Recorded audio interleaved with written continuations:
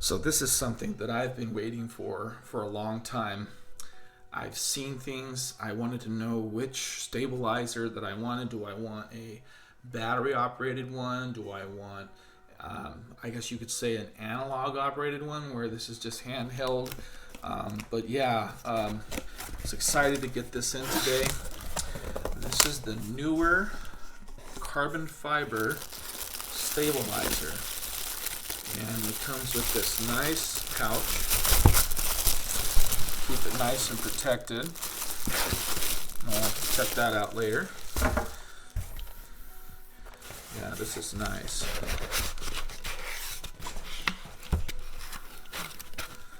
So we've got a adjustable base, and it slides on and off so that you can put your DSLR on there. You have a 1/4 20. You've got a 3/8 as well, and the 3/8, if you wanted to take that off, you just unscrew that like so.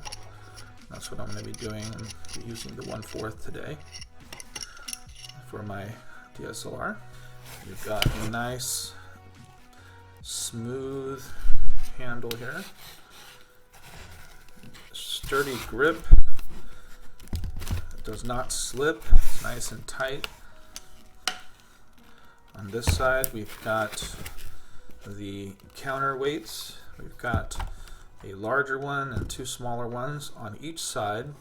They can slide either way, and everything just appears to be very solid. Good construction. Let's check this out. We also have a warranty information slip, and then we've got a instruction manual here, and have to check that out. There is a video tutorial, which is nice. You just scan that QR code. So from what I've seen, I think that my DSLR is going to need just a couple of weights, or maybe just one weight. But I'm just going to go ahead and unscrew this here and play around with the weights, find out which weight is good for my DSLR.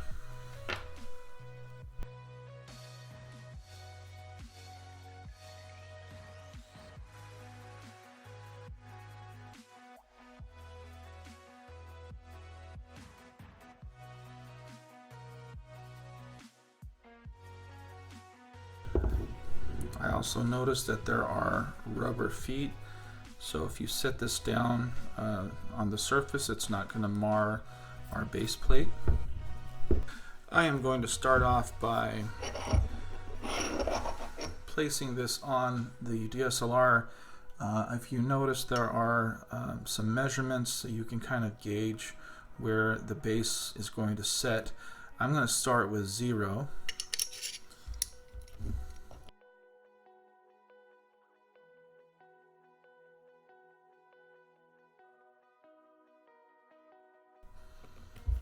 Make sure it's straight.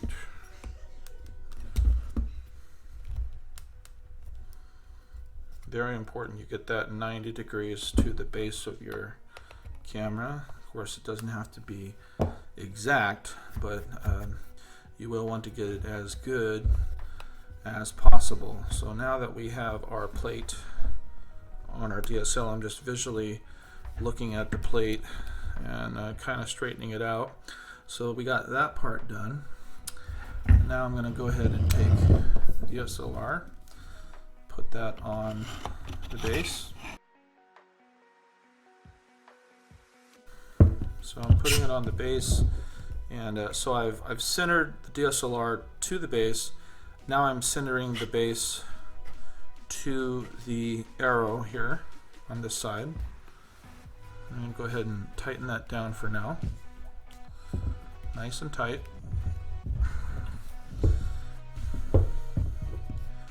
And so what this does is it allows us to scoot it forward or backwards depending on whether this is falling forward or backwards. And then this knob here allows us to loosen this and shift side to side. But right now I'm just going to keep it in the center, tighten it up here, and see what happens. So what I've done is I've adjusted the weights, and I'm still not getting the correct balance. As you can see, it's shifting all over the place. It's still pretty much unbalanced. So what I'm going to do is I'm just going to play around with it some more. I think that it's shifting back too much, so I'm going to bring it forward a little bit.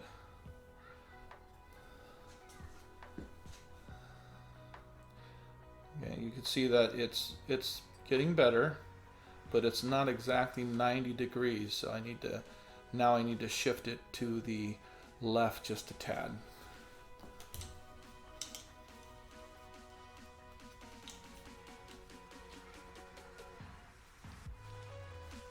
Let's see what that did.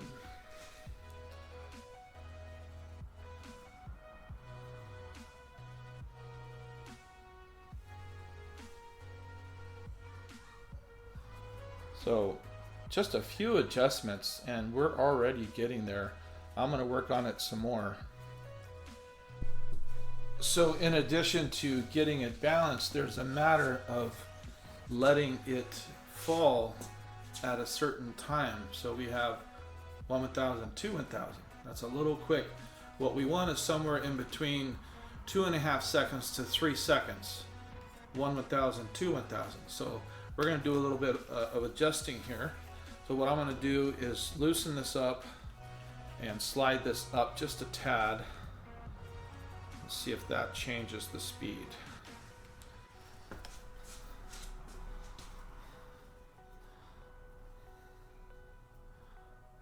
One 1,000, 2 1,000, 3 1,000, maybe 2.5 seconds.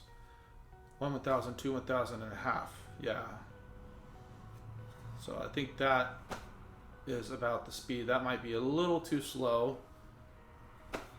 But so when we go to balance it though, we are right there.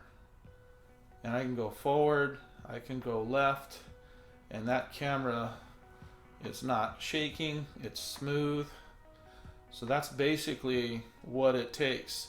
And what I've done is I've also made it to where I don't have very much weight. I've adjusted the height, I don't have very much weight, so it's not going to be heavy when I film it.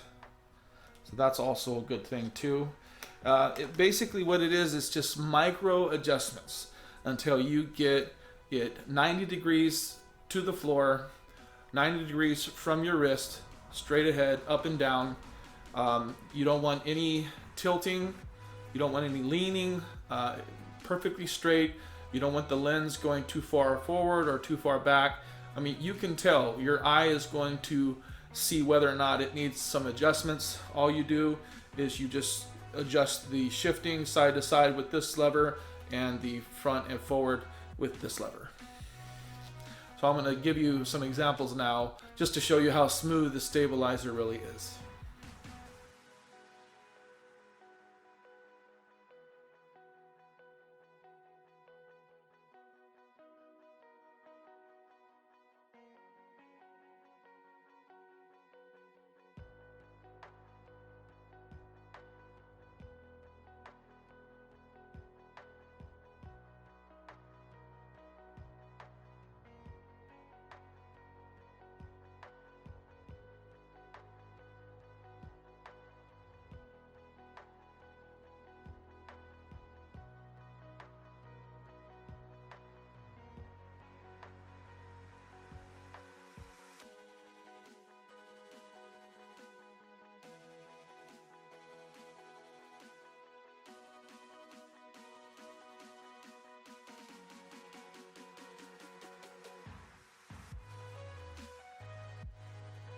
So that about wraps it up for the review of the Neewer stabilizer. I hope that you guys invest in one.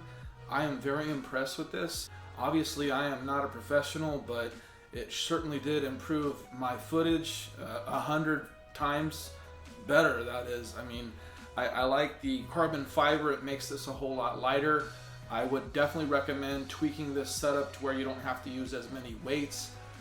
One problem that I found that it was probably my own fault, was that it tended to rock back and forth as I was filming. So I probably need to learn more on how to stabilize the stabilizer and get it to where it's perfect and I have silky smooth footage.